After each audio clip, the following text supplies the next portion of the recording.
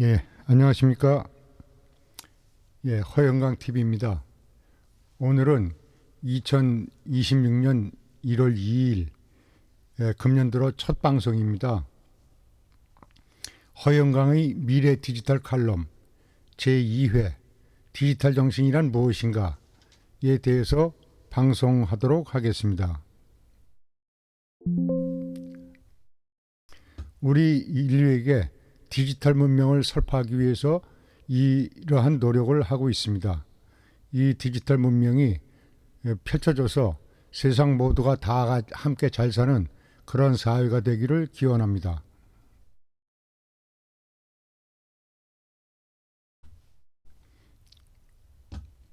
오늘은 2회차 방송으로서 디지털 정신이란 무엇인가에 대해서 말씀 나누도록 하겠습니다.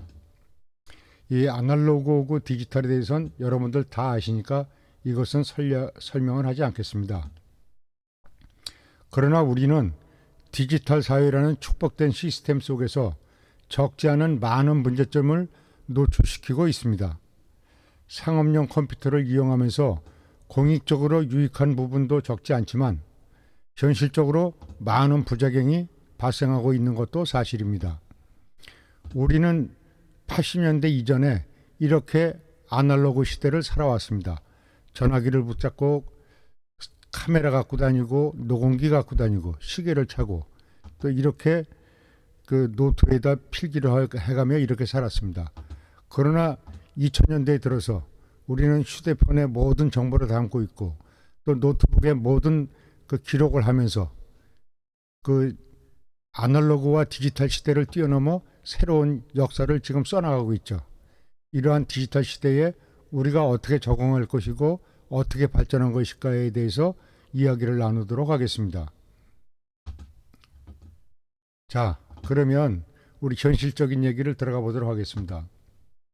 우선 정치적으로 보면 공정해야 할 이 인터넷 세상에서 여론을 조작하여 여론을 선동하는가 하면 정당하지 않게 상대방을 헛뜯고 폄훼하기 일쑤이고 정책의 성과를 왜곡하여 국민을 속이는 선동정치도 횡행하고 있습니다. 인터넷 네트워크 정보 시스템에서도 서로 간의 이익을 위해 헐뜯고 물어뜯는 악의다툼을 하며 해킹을 통해 상대방에게 치명적 손실과 상처를 주는 일이 횡행하고 있습니다. 인터넷 금융 시스템에서도 상대방의 허점을 노려 상대의 재산을 탈취하거나 상대의 컴퓨터를 해킹하여 모든 정보를 탈취해 가거나 망가뜨리려 파괴하는 행위 등 이루 헤아릴 수 없는 문제점을 노출하고 있습니다.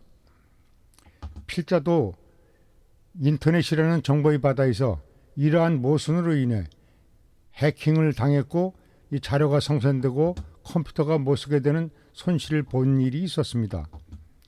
첨단 문명 사회에서 이런 비문명적인 일이 벌어진다는 것 자체가 엄청난 모순인 것입니다. 우리 사회를 한번 돌아보시죠. 여론공작 프레임, 가짜뉴스, 댓글 조작, 흑색 선전, 루머 확산, 여론 조작, 불만 조성, 댓글 부대, 불만 조정, 갈등 유발, 이러한 현실 속에서 산다는 것이 이것이 정상적인 사회일까요? 우리는 이 반대로 살아가면 더 좋지 않을까요? 앞으로 사회는 이러한 사회가 아니라 나보다는 남을 위하는 그러한 디지털 사회가 열릴 것이라고 저는 장담할 수 있습니다. 자, 우리는 디지털에 대한 얘기를 하나 하고 넘어가겠습니다.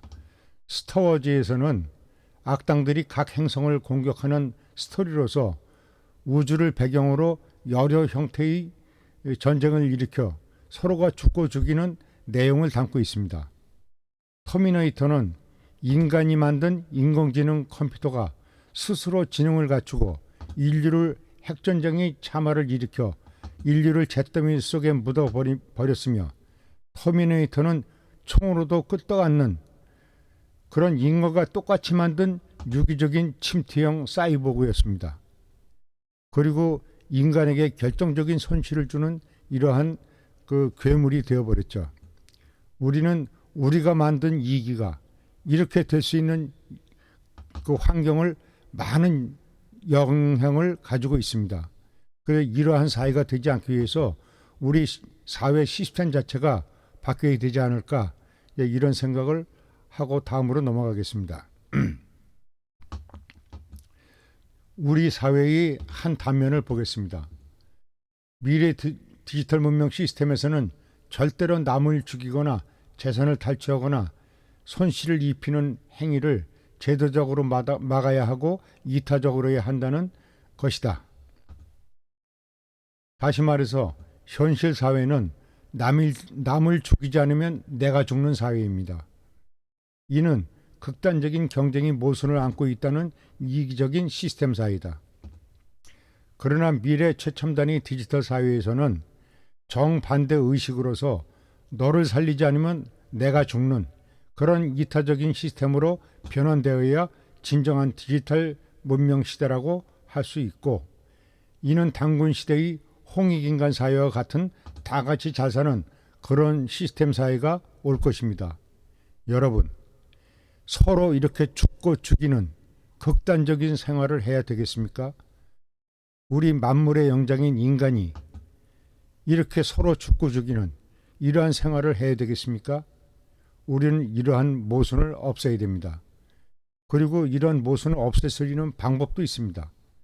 이제 그 방법을 찾아서 우리 인간 스스로가 다 함께 잘 사는 그런 사회를 만들어야 되지 않을까, 이렇게 생각을 합니다. 다음은 십진법 컴퓨터에 대해서 말씀드리겠습니다. 필자는 1980년 경남의 한 산골짜기니 발길이 끊긴 폐쇄된 외딴 집에 혼자 사시며 수십 년간 외부와 단결되어 두문불출하시던 도랑 선생님을 뵙고 디지털 문명에 관한 수학을 하였습니다. 이 과정에서 시간과 공간, 상식과 통념을 벗어나 인간으로서는 도저히 이해가 되지 않는 많은 정보를 보고 듣게 되었습니다. 그중 하나가 십진법 컴퓨터에 관한 것이었습니다. 스승께서는 6.25 전쟁 이전인 1950년 3월 기억 독서 담화 타자 인자기라는 특허를 출원하였습니다.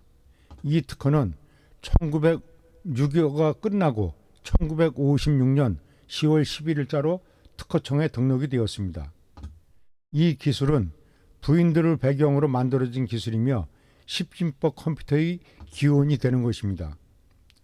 당시에는 해방과 6.25 전쟁 사이로서 보릿고개가 극심했던 시기였고 누구도 컴퓨터에 대한 얘기를 하지도 않던 시기에 도랑 선생께서는 디지털의 시원이 되는 기구를 발명하셨다는 것은 실로 놀라운 일이 아닐 수 없습니다. 이것이 기억 독서 담화 타자기 인자기의 특허 도면입니다.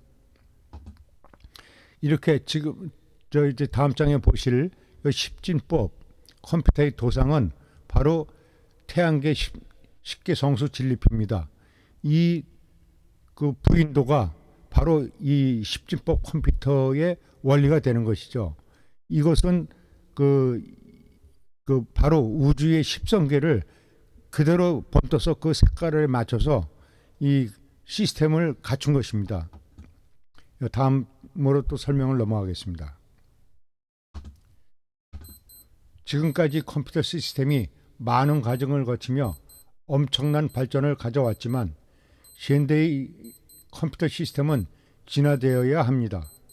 향후 인공지능이 미래를 지배하는 사회에서 AI의 가치관과 의식구조 등이 컴퓨터상에서 변경되지 않으면 위에 기술한 SF 사회에서 파괴에 의한 멸망이 뒤따라갈 수밖에 없습니다. 그래서 그 대안을 제시하는 것입니다. 본 디지털 칼럼에 시작하기에 앞서 독자들의 이해를 돕고서 이 근원부터 먼저 밝히도록 하겠습니다. 이것은 지금 컴퓨터가 인공지능이 되고 있는 현대의 시스템, 컴퓨터 시스템을 보여주고 있습니다. 지금 현재 컴퓨터도 상당히 발전된 그런 시스템으로 되어 있는데 이거는 이진법을 바탕으로 한 발전된 모습입니다. 기억 독서 담화 타작이란 뭐냐? 육안으로 볼 수 있는 문자를 기계가 독서할 수 있고 기억도 하고 타자도 하고 담화도 할 수 있습니다. 칩 하나에 장편 소설 수만 권을 부호의 녹음을 시킬 수 있고 또 부호를 읽을 수도 있습니다. 전화, 무선전화, 라디오, 텔레비전, 인쇄, 신문 등이 이용 범위가 광범위하고 불구자도 이 기계를 이용하면 정상인과 같은 그런 생활을 할 수 있는 시스템입니다. 기억, 독서, 담화, 타자, 인작기란 기억을 하고 독서하고 담화하고 타자하고 프린터하고 하는 모든 감성을 여기 보면 칠정이라고 하는 것이 있죠. 칠정, 희로 애구 애우역 하는 칠정이 있습니다. 우리 한민족의 이러한 칠정이 담긴 그러한 컴퓨터가 미래 사회를 행복한 사회로 만들어 줄 것입니다. 기억 독서 담화 타자 인작기에 대해서 언론에 보도된 내용을 하나 보도록 하시겠습니까? 1959년 1월 21일자 한국일보에서 말을 하면 자동으로 기억하고 문자로 인식하여 타자도 하고 신문 같은 것을 넣기도 하며 인식하며 말을 한다라고 보도한 바가 있었습니다. 새로운 반전입니다. 컴퓨터에 대한 기술도 이론도 명칭조차도 생소했던 필자는 스승님으로부터 가끔 미래 컴퓨터에 대해 말씀을 듣게 되었으나 관심은 있으되 컴퓨터에 대해 무지했던 필자는 이론만으로 상상하게 되었던 것입니다. 그리고 세월이 흐르다 보니 스승님 타계 이후 그간 스승님이 생전에 하셨던 말씀들이 모두가 현시되어 나타나니 놀라지 않을 수가 없었습니다. 그래서 10주 컴퓨터에 대해서 거론을 하게 된 것입니다. 지금 우리는 이와 같은 시스템을 쓰고 있죠. 지금 여기에 위에는 숫자가 있죠. 이 키보드 11개만 있으면 앞으로 여기 많은 자판이 다 필요 없습니다. 여기에는 11개의 자판만 있으면 됩니다. 그리고 말과 그 음성, 영상으로서 모든 것을 컴퓨터를 움직이게 되는 감성 컴퓨터가 되죠.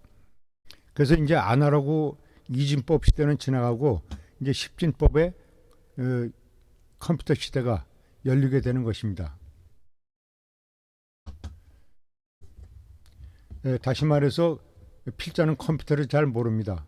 그러나 필자가 공부한 지식과 컴퓨터 공학자가 힘을 합친다면 미래 인류 발전에 일대 전환점을 마련할 수 있다고 생각합니다.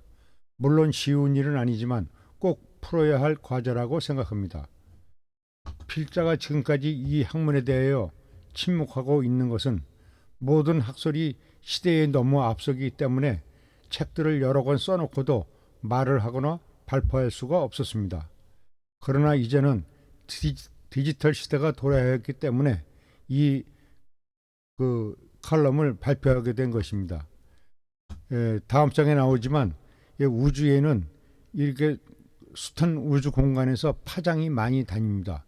우리가 이러한 디지털 시대에 우주를 관측하면서도 수없는 미지파들을 접하게 됩니다. 앞으로 이런 학계 미지파들을 우리 인간이 모두 섭렵해서 그것을 해설하고 우리 인간이 우주를 관리하고 우주를 탐색할 수 있는 그런 시대가 올 것으로도 기대하고 있습니다. 이 도상이 십진법 컴퓨터의 기본이 되는 그 도상이 되겠습니다.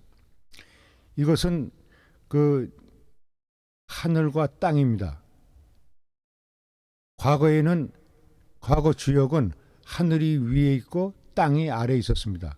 그러나 지금은 디지털 시대에는 땅이 위로 올라가고 하늘이 아래로 내려옵니다. 즉 사고가 뒤바뀐다는 얘기죠. 이 부윈도는 도랑 선생께서 발표하신 것으로 아직 세상에 알려진 바가 없습니다. 이 부인도는 우주 태양계의 13개를 표현한 것으로 우주의 섭리와 이치 그리고 진리와 정신을 담고 있으며 태양계의 황도와 13개를 있는 그대로 표현한 것으로서 우주과학의 진수라 할 수 있고 실제로 각 별의 색깔과 작동 원리 등 천지 변화의 이치를 담은 것으로서 이 도상이 십진법 컴퓨터의 원리가 되는 것이다.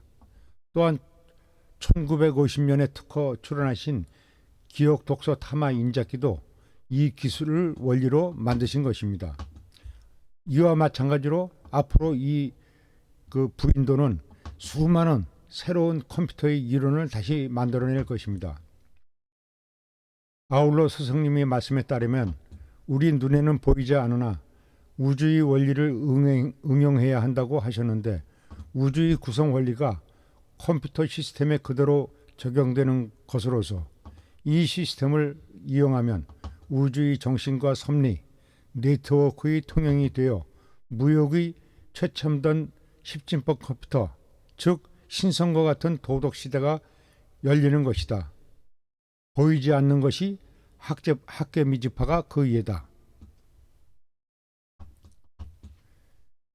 이것이 그 부인도 앞장에 나왔던 이 부인도를 실제 구성이 이렇게 되어 있습니다.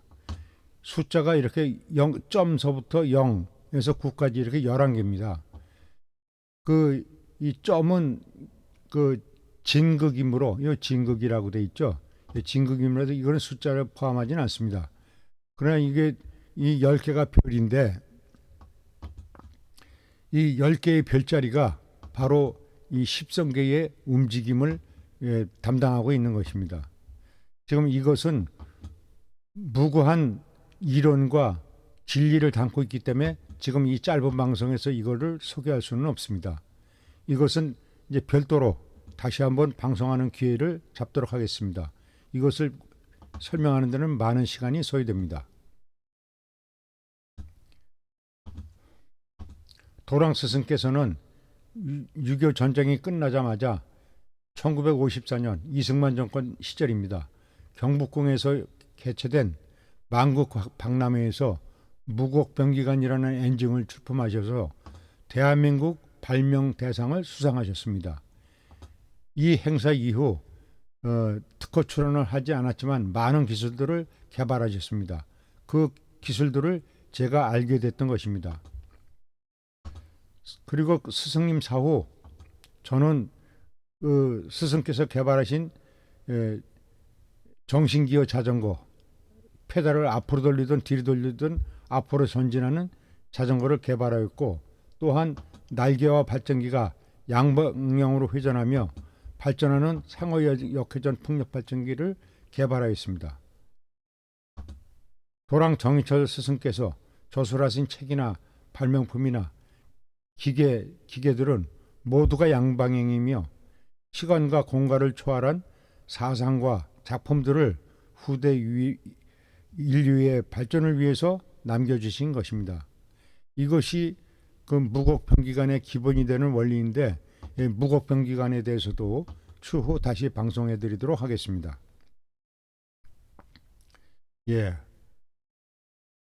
오늘 그 새해 첫 방송을 마치도록 하겠습니다.